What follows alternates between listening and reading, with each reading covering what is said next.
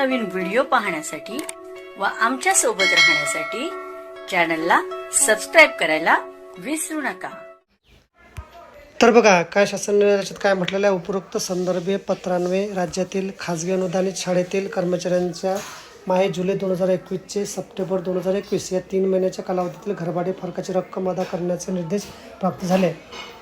त्यानुसार सर्व शाळा कनिष्ठ महाविद्यालयांनी माहे ऑगस्ट 2026 वेतन देयक कार्यालयाकडे सादर करताना माहे जुलै 2021 ते सप्टेंबर 2021 या कालावधीतील घरभाडे भत्ता फरकासह सादर करावे।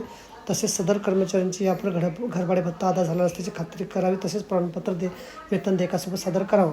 वेतन देयकासोबत त्या स्वाक्षरीने अधिकार मुख्याध्यापक यांना मान्यता जोडण्यात यावी। कनिष्ठ महाविद्यालयाची प्राचार्य मान्यता मान्य शिक्षण उपसंचालकाच्या स्वाक्षरीने अधिकार जोडावेत। देयकासोबत चेंज असाइनमेंट जोडले असल्याची खात्री करावी। माहे जुलै 2021ची इनर कॉपी जोडावी। वेतन भत्ते घेत असलेल्या सर्व कर्मचाऱ्यांची KYC करण्यात आली असल्याचं हमीपत्र जोडण्यात यावं। वेतन देयक वेतन नोंदवहीत अधिकृत कर्मचाऱ्यांनी सादर करावे। वर्ग 4 कर्मचारी पाठवू नये। तर बघा अशा प्रकारे अत्यंत महत्त्वाची माहिती आपल्याला समजली असेल। व्हिडिओ सुद्धा आवडला असेल लाईक करा, शेअर करायला विसरू नका। धन्यवाद।